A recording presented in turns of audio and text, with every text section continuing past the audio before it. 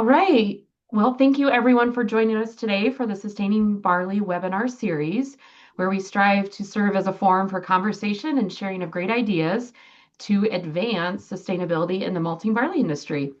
We hope you'll join us over the next few months. We've got a few more sessions on the calendar as we bring forward innovative research and practices throughout the supply chain that's helping the malting, brewing, and distilling industries meet their sustainability goals. I want to thank my partners on this series. Gina's here with the Brewing and Malting Barley Research Institute, but also the Canadian Malting Barley Technical Centre. And also a big thank you to all of my members through AMBA that help make this content possible. So for today, each of our presenters will speak for about 20 minutes, hopefully leaving ample time at the end for robust Q&A. During their presentations, please stay on mute and we'll do Q&A at the end, and hopefully everybody will turn their camera on and come off mute and have a lively discussion afterwards. So with that, I'm going to actually turn it over to Gina to introduce our first speaker. Thanks, Ashley. I'm really pleased to introduce Brianne McInnes. She's working at the Northeast Agriculture Research Foundation, or NARF, since 2018. That's in Saskatchewan. She began working in NARF as a research assistant, but has since moved into operations manager in the spring of 2021. She completed her Bachelor of Science in Agriculture from the University of Saskatchewan in 2018 and became a certified crop advisor in the winter of 2020. Brianne is also a professional agrologist with the Saskatchewan Institute of Agrology. And throughout her time at NARF, she's enjoyed getting to conduct and develop crop research and demonstration trials while working collaboratively with other agri-arm sites, commodity groups, private groups, and various industry stakeholders. We're pleased to have her speak a little bit about, I think, at least on the 2025 growing season on a project partially funded by BMBRI. And I'll hand it over to you, Brianne. All right, thank you very much, Gina.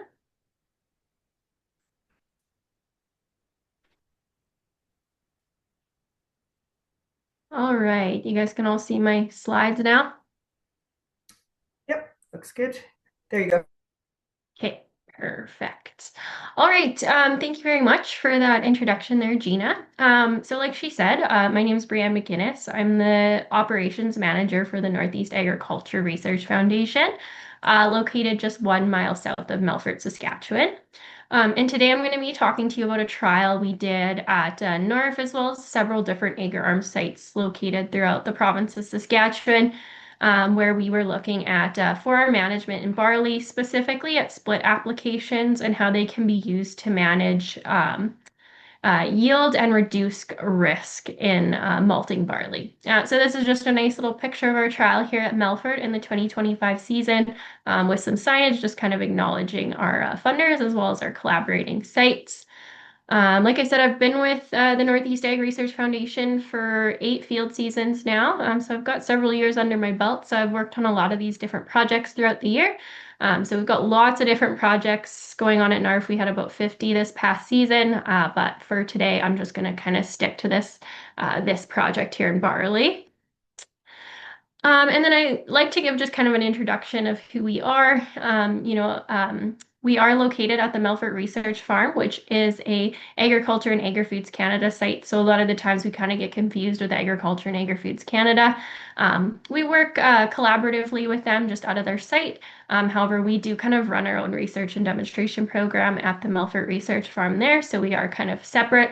If you've ever driven by, if you happen to be from the area, we typically have our plots just kind of right off the highway there on the west side when you're heading south of town. So this is kind of our research site for the past season, just a little overhead drone shot of everything from 2025.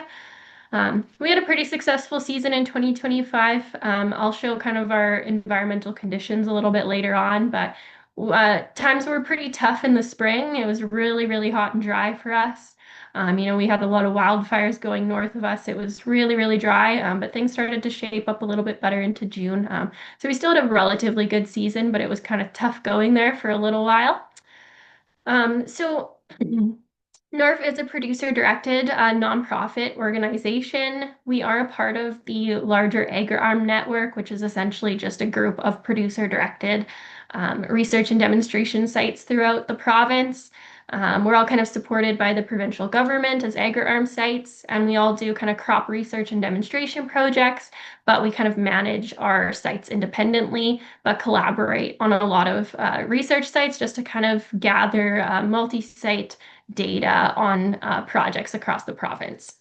So we're typically looking at crop research and demonstration, collaborating with the commodity groups like Sask Barley on this project, doing a lot of things for like the oilseed growers, pulse, forages, etc. Working with the government on demonstration projects and research projects through the ADOPT program, the Strategic Field Plan, and then ADF funding as well here and there. And then we also work with educational institutions like the University of Saskatchewan or the University of Manitoba. And then a portion of our program is also dedicated to private groups, which is typically like product testing and stuff like that for private industry partners. So that's just kind of, I guess, a little bit of a background of what NARF is and what we do. Now, as far as this specific project, so we're looking at top dress applications in barley, which was kind of like a high priority item that was brought to us in the fall of 2024 by the board of directors from Sask Barley. So a little bit of the background, I guess, that we've done with top dressing applications in previous crops. So several years ago, we did some previous work within the agri-arm sites, mostly on wheat. We were kind of in a bit of more of a dry spell, I guess, during this research. So this was kind of like 2019 is when we began some of this, and then we would have wrapped it up like a year or two ago. So what we kind of found throughout this project was that yield was often maintained with in-crop nitrogen applications in wheat, but it rarely increased yield as compared to just side banding your full nitrogen rate at seeding as urea. We did see protein bumps from time to time, but they were rare and they often came with lower yield. So there was a trade-off there that really didn't end up being economical usually for us. However, there has been some previous work in other cereal crops in other parts of the province. So if some of you have heard of some of the work that came out of the University of Manitoba by Amy Mangan, that's kind of recently been published, they did find protein bumps with split N in wheat. So that kind of is a bit of a different thing from what we found, I guess, with some of our demonstration projects we did at the agri-arm sites. So they did find that protein bump, and it didn't necessarily always come with a lower yield, so there was an advantage there. And then there's also some previous work showing that ESN blends have no advantage over conventional urea, but then the response is going to be very dependent on nitrogen loss potential being high. So in this project, we're doing a little bit with top dressing as well as kind of looking at slow release products in comparison to conventional urea. So that's kind of where the ESN ties in here. So why would we do a split application? So split applications are going to reduce your spring losses. So if environmental conditions such as waterlogged soils or high risk of volatilization are really high in the spring, a split application is really going to help minimize the risk of losses there. There's some research suggesting that there is reduced lodging risk with split applications as well. So that could be a potential benefit. Unfortunately, we've had some pretty low lodging in our plots the last few years, so this has been kind of hard to evaluate, unfortunately. A split application is going to be economically and also logistically favorable in a dry year. You're not putting as much nitrogen down at seeding, so you can do more acres with one fill, which is going to, get things seeded faster in the spring. And then it's also going to be economical because you're just putting less nitrogen down at seeding time. And then the potential for increasing protein. Obviously, some of the work we've done hasn't found that you can, but there is some other research out there that says that you definitely can. So I think it's really just dependent on environmental conditions and the risk of loss that you have. But then, of course, this increase in protein is going to be desirable for wheat, where you're looking for a protein premium. But then when it comes to trying to make malted barley, you definitely want to make sure that you're not increasing your protein too much. So if these split applications increase protein, that could be kind of a risk for malt with barley.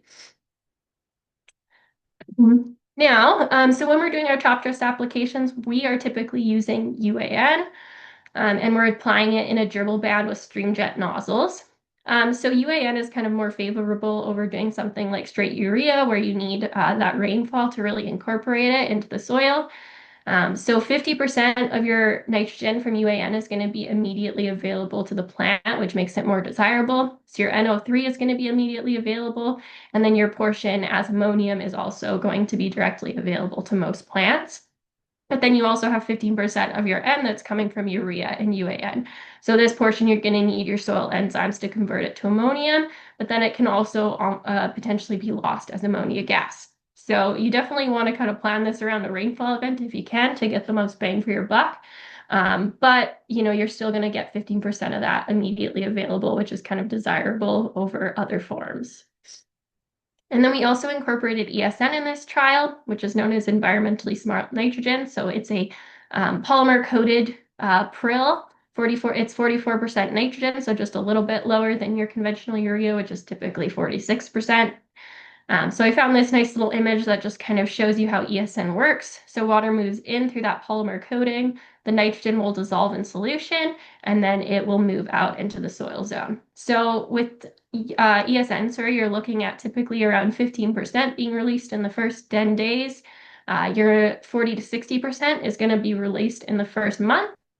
And then the remainder of that N will probably be gone within the first or within 3 months' time. So it's definitely prolonging that release of nitrogen and potentially eliminating or reducing the risk of loss in the early spring, but then could also be challenging under limited moisture conditions. So now getting into our actual project here, want to acknowledge our funders. So we had 7 sites in the project, 2 of them being funded by the Brewing and Malting Barley Research Institute, and the remainder of us being funded by the Sustainable Canadian Agriculture Partnership through the Saskatchewan Barley Development Commissions.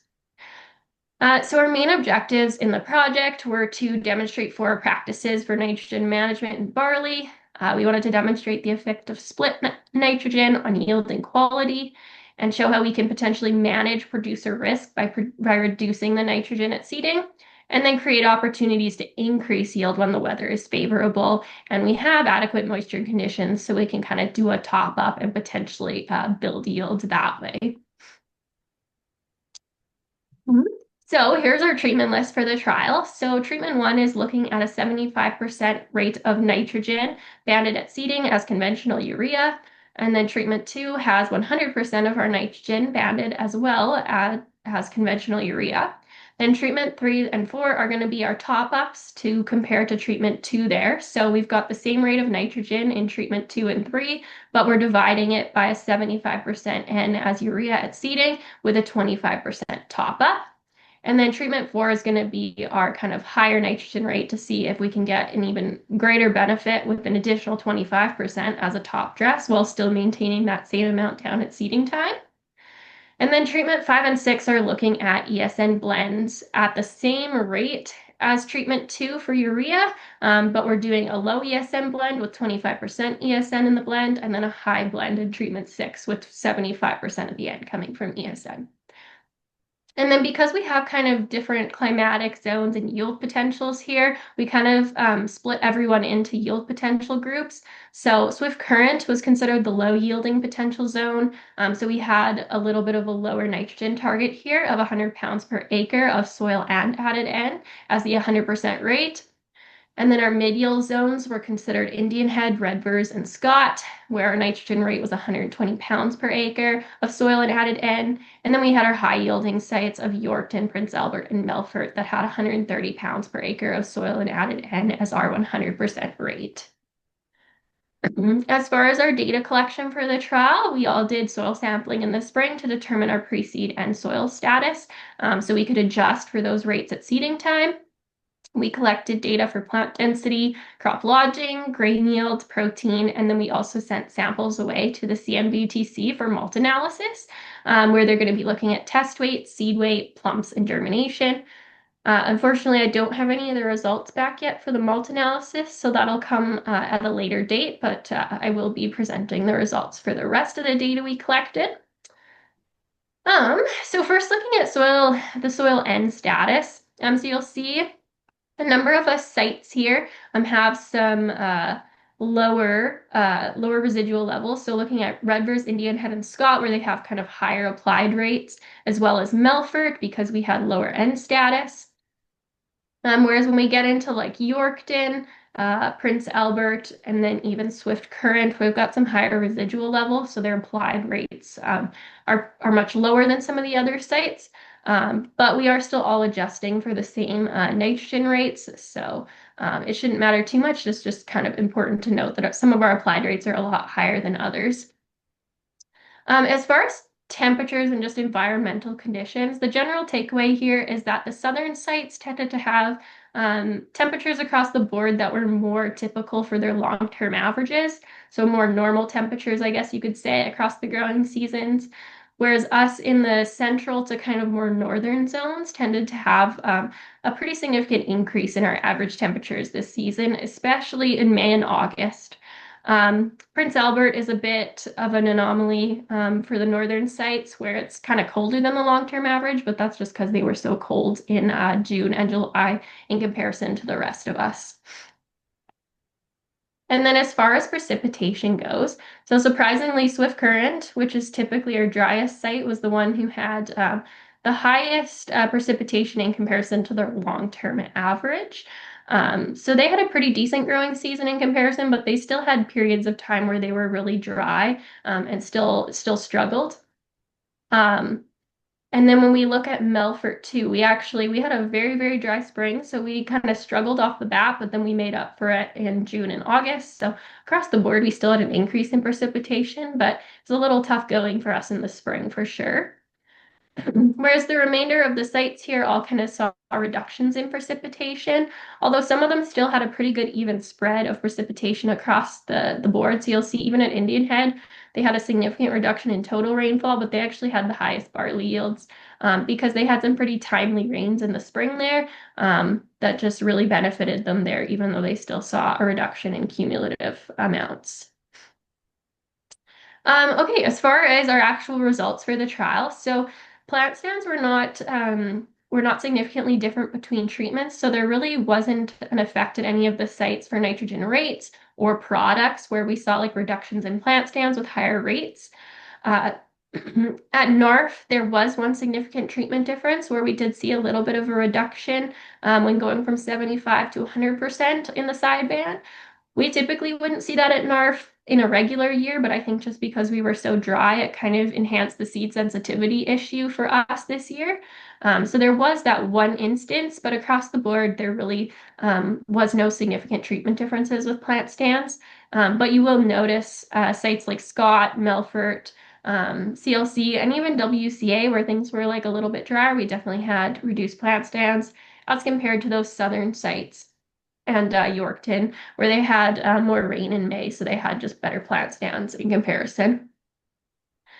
Now, crop lodging across the board was pretty low at all of our sites in 2025. These were the only sites that had lodging. However, the degree of lodging was still really, really low. So you'll see kind of on the y-axis there, we're only getting a lodging score of as high as 1.5 when the whole plot laying flat, sorry, would be a score of 9. So really low across the board and no significant results here. But when we do look at it, it looks like at work there's a tiny bit of lodging going on with the top dress applications in comparison to all the other treatments where we're side banding at seeding.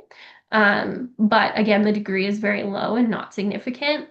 And then at NARF, it looks like a little bit of an increase in lodging too there with the top dress application and then as well with the slow release products, but very, very small and not significant.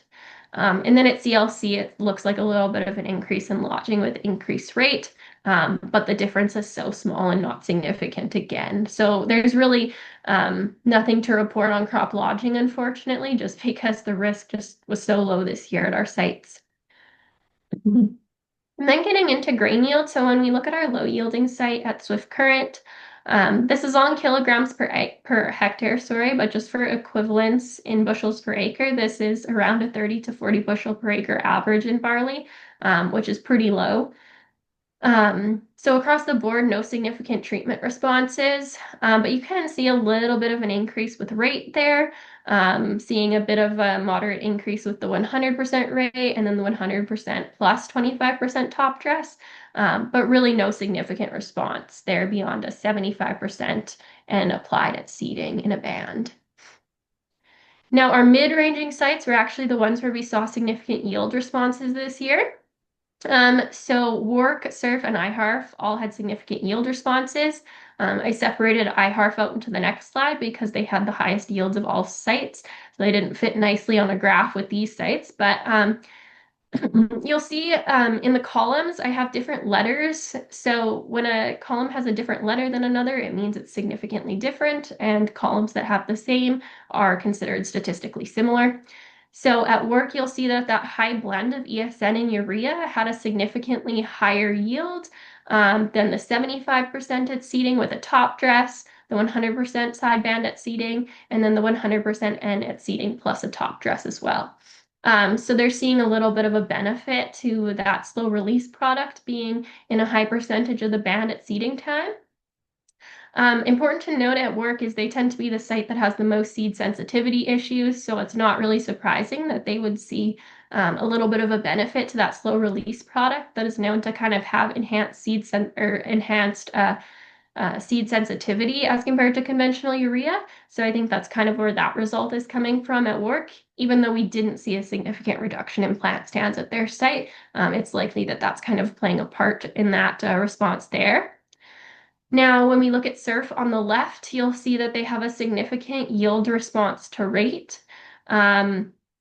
But unfortunately, when you look at that top dress application, so when comparing the red column to the orange column, those are the same rates, but just with a top dress, there unfortunately was a yield decline when you waited to top dress 25% of that nitrogen as compared to if you were to just have applied it all at seeding time.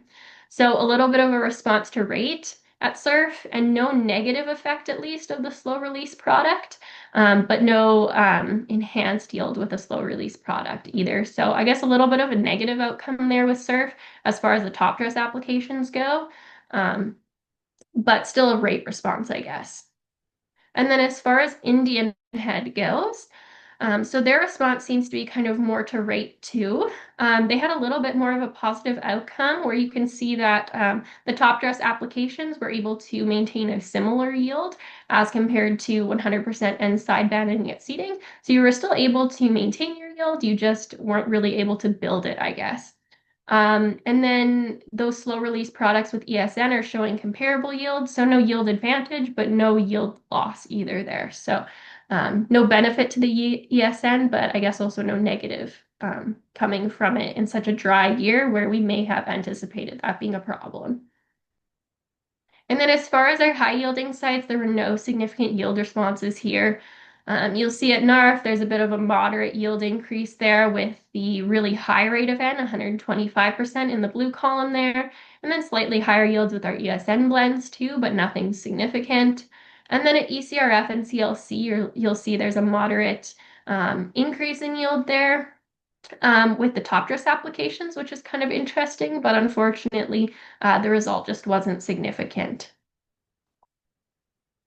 And then just before I get into kind of the protein across sites, I thought I'd just kind of show the averages. So we know that typically when yield is down, protein tends to go up, and you'll see that's kind of the general trend across sites. Although there's a little bit of differences where you see a higher yield with a higher protein or just a little bit higher protein in comparison to another site. I would also like to point out that the sites that have the higher protein were also the sites that tended to have higher residual nitrogen. There's no way that I can accurately say that this is the reason that they had higher protein, but it's just an important thing to kind of note that that could be a factor affecting as well. So these are the three sites that had significant protein responses. Again, the columns that have different letters are significantly different at each site. So when you look at NARF on the left there, you'll notice that there's a response to increasing protein as you increase nitrogen rate when going from the green column to the red to the blue. And then you'll also notice at NARF there was a significant protein decrease with the high ESN blend. So when you compare the red column there to the gray column, you'll see that there was a significant reduction of 0.5% of protein when looking at the same rate of nitrogen applied at seed, but in comparison to conventional urea with the red and then the high ESN blend with the gray. So this one's kind of interesting when looking at malt barley, where you may be looking to kind of maintain the yield, but get a bit of a reduction in protein. At NARF, we were able to do that with a high ESN blend. However, when you move over to surf there in the middle, they unfortunately kind of had an opposing result to us, where you see there's increases in protein as you increase the nitrogen rate, but unfortunately they also saw an increase in protein in the gray column there with the high ESN blend. So they kind of had the opposing result to NARF, unfortunately. So there's no consistency there.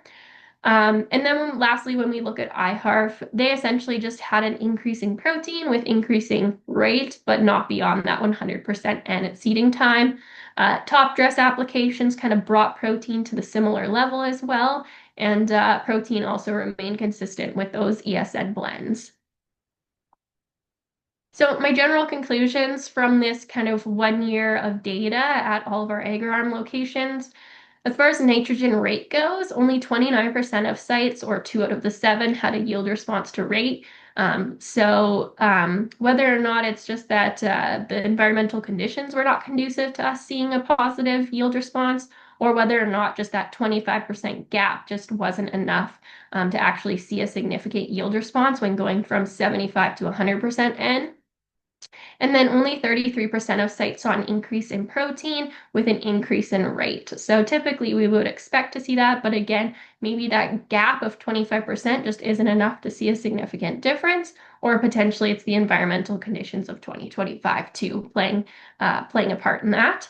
As far as placement goes, top dress applications were able to maintain yield when significant, but they didn't typically build yield, but I guess we weren't really necessarily expecting that because we were using comparable rates. As far as nitrogen products, only 14% of the sites, or 1 out of 7, saw a yield bump with ESN at a 100% rate.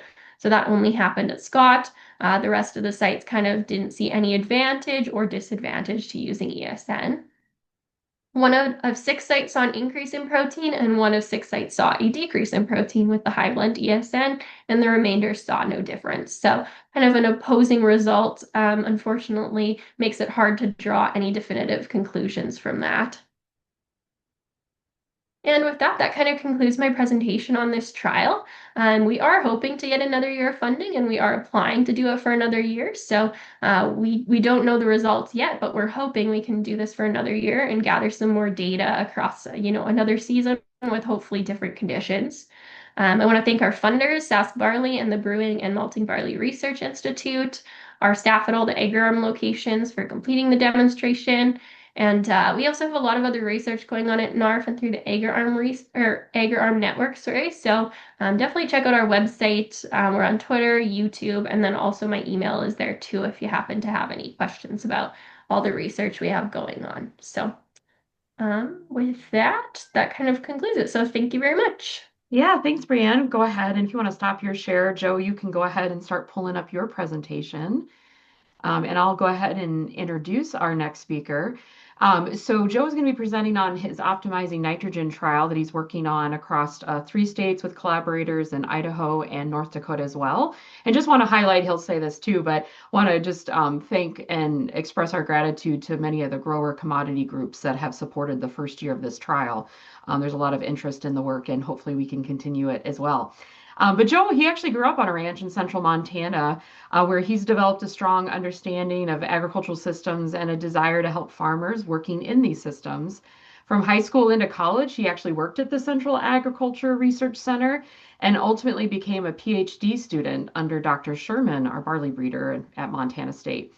Jensen received his PhD in plant sciences at MSU in 2024 and is now serving as the agronomist for the Northwestern Ag Research Center in Kalispell, Montana. His current research involves integrating new winter crops into the Montana cropping system, focusing on winter barley and winter canola. So with that, I will go ahead and toss it over to you, Joe.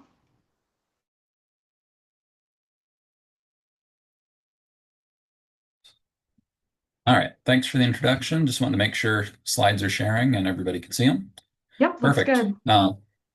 All right. Well, yeah, today I get to talk to you about a project that spans 3 different states where we're looking at optimizing nitrogen inputs to reduce Scope 3 emissions in barley.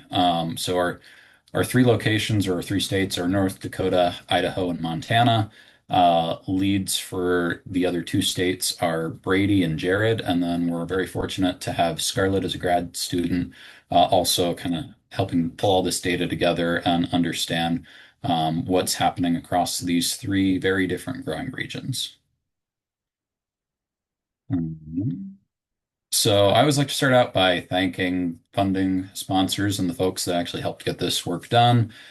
We've got our 3 different institute or universities that have helped provide some funding for this. We've also got the Idaho, North Dakota, and Montana grain checkoff groups that have all put funding forth to support this work. We've seen support from AMBA, Anheuser-Busch, and then RAR has been helpful in moving the malt quality data forward.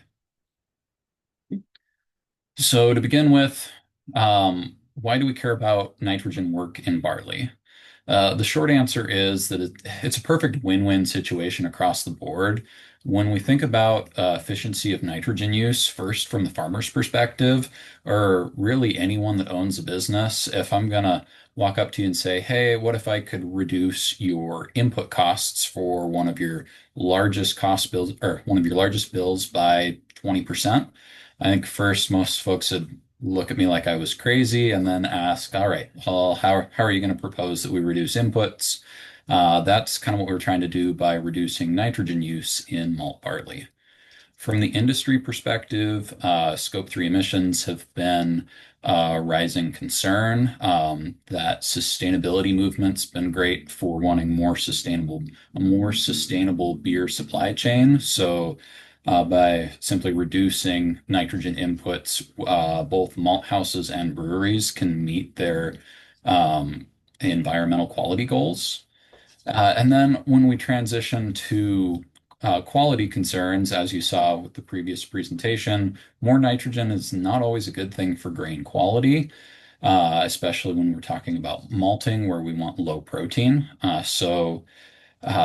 Yeah, this is an ideal target for study. Environmental concerns are also always up there for nitrogen use. Us as ag producers, we've got certain greenhouse gases that are our responsibility alone, it seems, to manage, and targeting nitrogen as a whole is a good direction to go for this. So if we're talking about nitrogen needs with barley throughout the growing season, this graph using the Feek scale as kind of a background for development is a great way to look at it. Our peak period of uptake and nitrogen use is right from kind of when stem elongation or jointing begins through the booting stage up into early heading. Where we're actually losing a lot of nitrogen for our system is at the beginning, while the plant's still up and developing. It doesn't have a lot of nitrogen needs, and then at the end, while the plant is senescing down, its nitrogen needs have been met. And so when we're talking about overall nitrogen loss, these are kind of the 2 areas of concern or areas that we need to watch out for. Hence why our previous speaker was highlighting split applications to maybe help with some of this early loss during that tillering stage of plant development.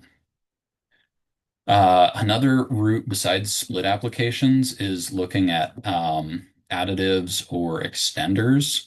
Kind of the first one to highlight are your nitrification inhibitors. These impede ammonium conversion to nitrate, resulting in nitrogen loss there. Our other option is a urease inhibitor. This reduces overall volatilization, especially for systems that are reliant more on top dressing. These tools could also be useful. And then our controlled release products, like your ESN, polymer coated, sulfur coated products, are another option. With all of these products becoming more and more available on the market, Brady, Jared, and myself sat down and we were looking at our region's nitrogen recommendations and wondering if they needed to change or could even be reduced due to some of these new products on the market, maybe delaying overall nitrogen loss during those early developmental parts of the plant. So with that in mind, we selected the following nitrogen products to be tested uniformly across all 3 states. In Idaho, Jared was a little bit of an overachiever, and he's got a whole nother slide of all the extra products that he was looking at as well. So to begin with, we had our traditional urea and UAN products without any sort of inhibitors to release of nitrogen. These gave us a great baseline understanding of, well, what is currently being done now with minimal cost inputs except for your total urea. We also, while not highlighted in some of our results, did a urea gradient starting from 50 and going up to 120% of each region's recommended rates. This will be used in our economic analysis for later. Our inhibitors or our slow release products here that we're currently testing are ESN, Super U, and then this NBPT product. And then our CAN 27 and our Amidus products are nitrogen plus some additional nutrients. And part of my understanding with these, since Jared's kind of our input specialist for this project, is these 2 products can have a lower overall carbon footprint for production over regular urea. And so the interest there would be maybe we need to look at replacing urea with a more environmentally friendly product and ensure that it holds up in our overall application or needs for our crop. So when we look over at Idaho, these are all the extra products that Jared was applying. We'll have kind of one slide that breaks these down. I still think it's important to highlight because if you're interested in any of these, he's a great contact person on how are these products working, as they were of particular interest to the Idaho growers and some work that they wanted done as well. We also did have one biological product, and that's the Pivot Bio product. There's a large suite of biologics out there on the market. We just picked one that we had done a little bit of work with in the past. And this Pivot Bio product was used both in Montana and Idaho locations. For kind of a brief rundown of where each site was grown, we tried to kind of hit the key barley growing regions for each state.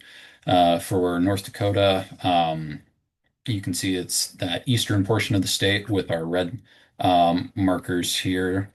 For Idaho, it's down in their more irrigation-focused regions. Unfortunately, I'm up here in Kalispell. I'm not a critical barley growing region for the rest of Montana. That's more down in our Conrad regions across the Yellowstone, and that's in more the central part of the state. Also across the Yellowstone in the southern part of the state, we see a lot of barley production.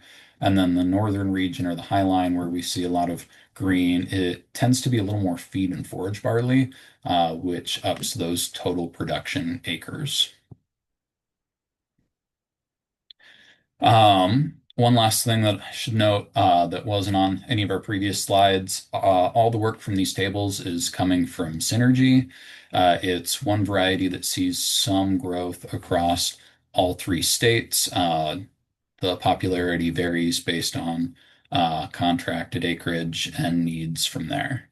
But starting out with our first year of preliminary data from North Dakota, we can see across products that were used, there wasn't a big difference in yields across the board.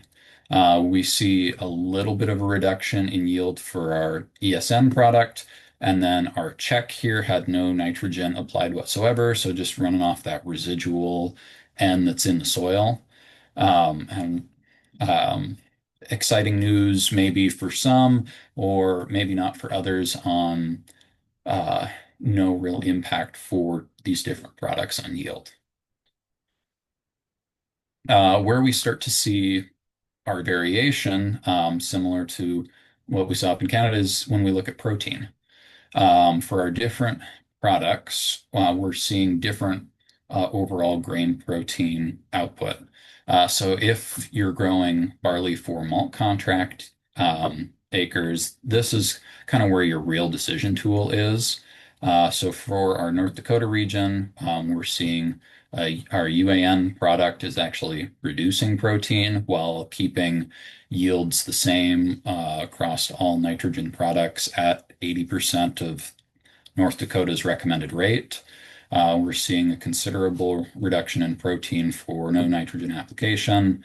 And then we're seeing some other products kind of trending downward a little bit. It'll be interesting once we replicate this study for another year to see if these levels change or if we see more of a spread average across multiple growing years.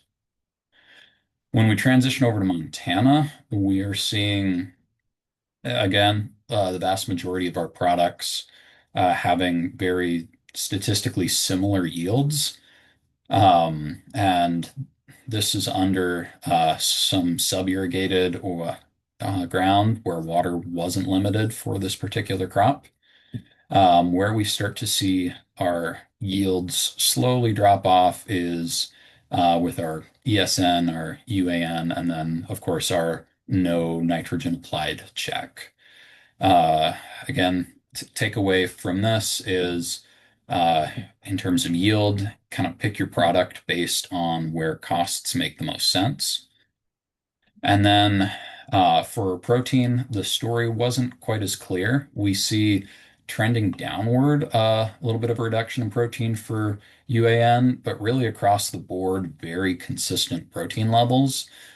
So again, from a producer's standpoint, this kind of becomes a pick your product of choice based on what makes sense for application and overall costs. As we transition into Idaho, had to have Jared send me some quick notes because he's got a lot going on here. He took his study one step further as well, looking at both broadcasting and banding of products. His planter setup allowed him to look a little further into this versus equipment limitations for the Montana and Idaho locations set us at just broadcast applications of all of our fertilizer products. Again, our big takeaways with what we're seeing here is within the source, there really doesn't seem to be much difference, especially statistically, between fertilizer placement, except for the Super U blend and the urea nanocoat blends. When we look across products, we're also not seeing a lot of variation between each product. We've got kind of a sea of letters here to look through, where each similar letter says that it is statistically the same to any other product of that letter. So we're seeing very, very similar results across the state for at least yield of picking your product.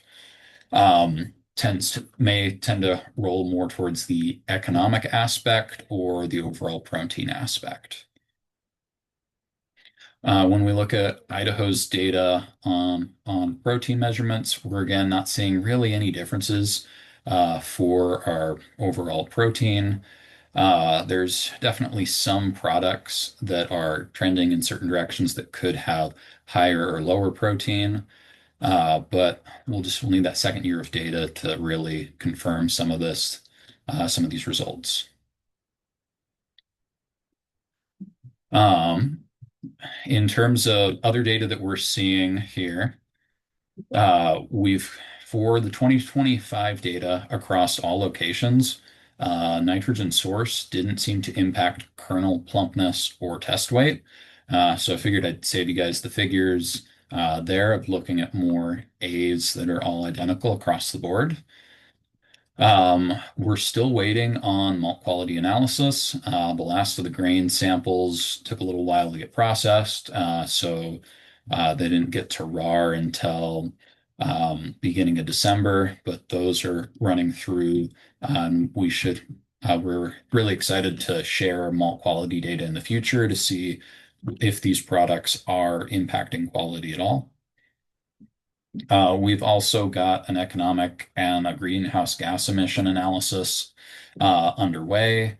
This will further kind of add to the what is worth it for producers to integrate into their systems, and what's going to have the biggest greenhouse gas slash emissions impact for each of these products. Again, across the board for all of these products, when we were looking at 80% of each state's recommended nitrogen input, we didn't see a difference between that or the 100% or a standard recommendation. So some of these products could be useful for reducing nitrogen, or maybe the recommendations that we currently have are just a little too high for some of these environments. We've got great photos here highlighting that we're seeing visual responses and percent greenness across each study location. But again, when it came to yield, we didn't see a lot of variation there. And we are very hopeful, pending further funding support, that we will repeat this study in 2026. That's kind of a quick rundown of what we've got so far for preliminary data. And yeah, willing to open it up for questions. Great, thanks so much, Joe. So with Mhm. that, we would just encourage anyone that has any questions for either Brianne or Joe to go ahead and either come off mute, or you can also drop questions in the chat. I did want to just note that I did put links to both the Idaho and North Dakota cooperator on this program too. So if you have specific questions with their trials in Idaho and North Dakota, you've got their contact information. So, all right, what questions do we have?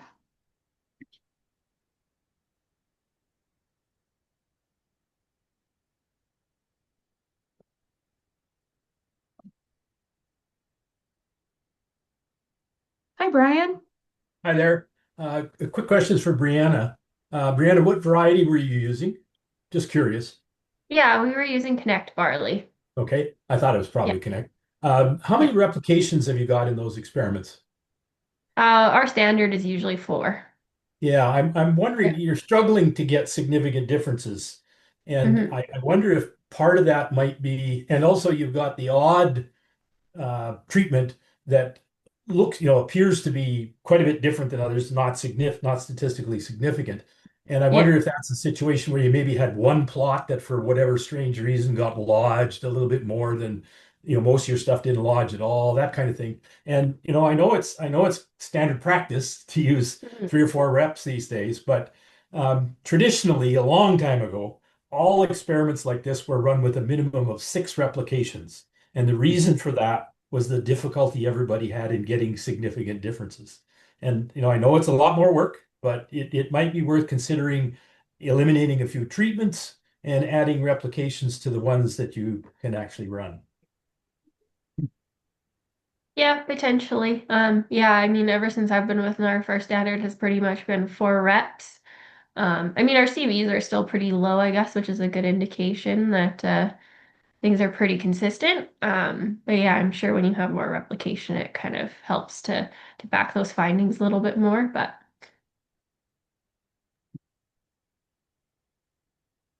What other questions are out there? Question to Joe here. You mentioned one of the fertilizers, that's the UAN 28 that seem to give a relatively comparable protein. Why do you think that's the case? So your question is, why do you think, or why do I think that UAN might be almost reducing protein a little bit? Yeah. I mean, Yep. if that's something we know, maybe we can have more fertilizers like that, and therefore Mhm. we won't even increase the kernel protein. That's a great question, and I guess I don't have a good answer for you there. Um, it's one where, yeah, my expertise tends to fall more towards the malt quality side of things, as you well know from us working together in the past. This is one that, um, yeah, I don't have a good answer for you there, unfortunately. All right, no, thank you. If you learn more, you can Yep, probably yeah, share. will do. Yeah, thank you. Brianne, do you have any thoughts on that one or not? Yeah, not really. There's no shame in getting Unfortunately. stumped by Sean, so Mhm. that's okay. That wasn't to the purpose. I thought I missed something. Yes, good Yeah, question. yeah. Yeah, very good question. Mhm. That's Mark. Mainly Joe, but also Brianna. Mhm. Were any of these trials under plant stress, i.e., drought? One location in Montana was, we ended up pulling it from the data set. So all the other data that we showed for each location was averaged across all environments. The For Montana, we up here in Kalispell, we saw less water than we were expecting. So the when our plants were under drought stress, we saw all of the yields level out to the same, regardless of product or rate, up to the excluding a 50% urea rate. We saw a yield reduction there. And then proteins were all sitting around 14 to 15%. So that, for at least for the Montana location, it just killed all the variation that we were seeing for that less stress kind of sub-irrigated environment.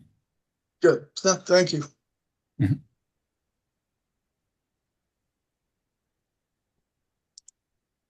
I got another one for Joseph. Mhm. Is it possible to put up your slide, I think the last one where you were showing the color differences? Yes. It's Um, really difficult on a computer screen to tell, but I just noticed something in that picture that caught my attention. I wished mhm, I wished I could point at the screen, but mhm. the ones right up the middle are all nice and dark. Those are higher Yep. nitrogen, Yep. obviously. The one on the Yep. left side is all lower nitrogen, except Mhm. for the outside row. Yep. And So, is uh, that just nitrogen leaking across from yep. one plot to So another? we were worried about nitrogen leaking across plots. This was set Jumping? up in a randomized complete block study.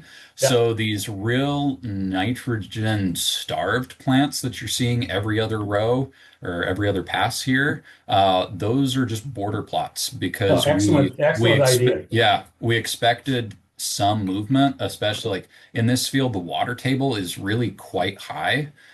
So these plants were never really water limited, even though we didn't have to pass over with irrigation. But yeah, we wanted that buffer effect to just ensure that our data stayed clean and we didn't get any noise from our high to low treatments. Yeah, that's an excellent idea. A Mhm. lot of takes up a lot more space, but Yeah, it doubled the size of the study, but I do think from this image it was well worth doing.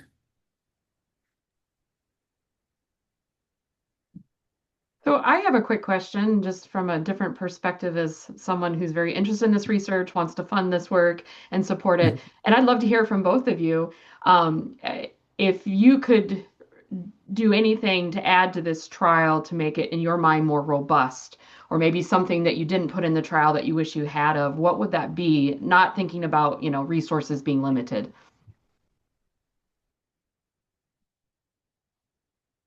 I think there's at least for the stuff that I've done, there's two different ways we could go about it to really understand what these products are doing over time during the growing season. Collecting soil cores over time to determine total available nitrogen in the soil, along with plant tissue samples to determine uptake through the plant at different time points would add more to the story of what each product is doing for nitrogen availability. However, for the size of this, just though, those can be cost prohibitive measurements to replicate at the rate that we would need. And then I think we talked early on, more replication, more plots will just clean up this data and make things a lot easier, at least on my end. Anything to add to that, Brianne?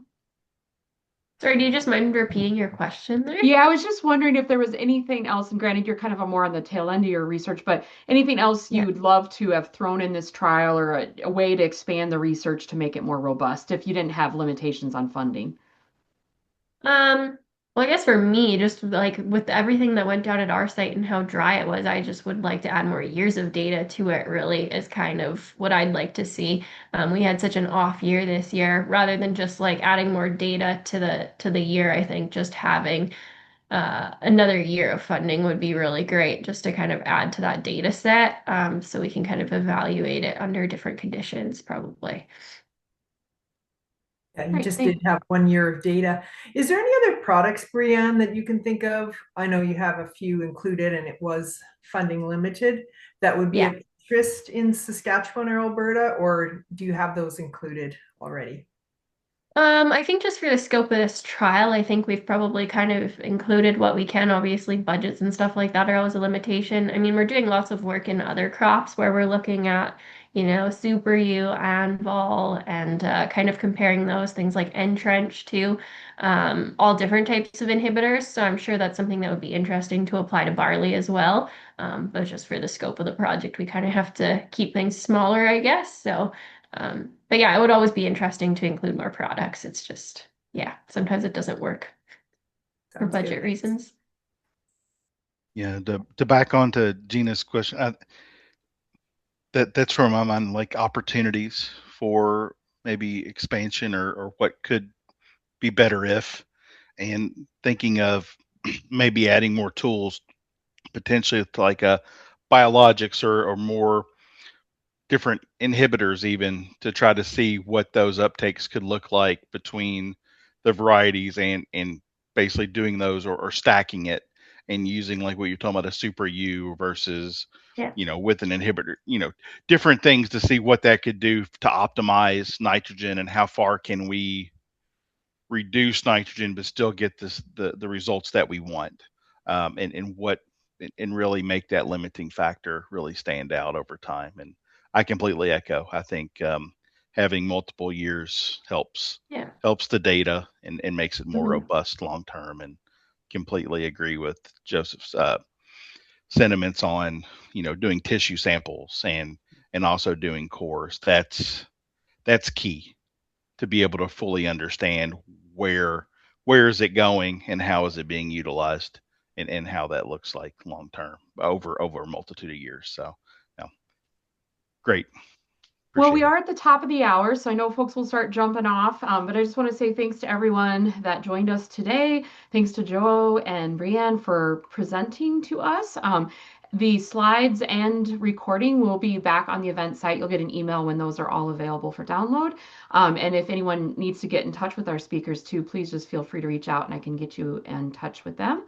But thanks again, and I'll stay on a little bit longer if anybody has any lingering questions. But just thank you again for your participation. And Gina and I are hoping to have a webinar in February as well. Still working out the details on that one, but you'll know and everything will get posted when it does. So hopefully you'll be able to join us again. So thanks. Have a wonderful day. Thanks. Bye.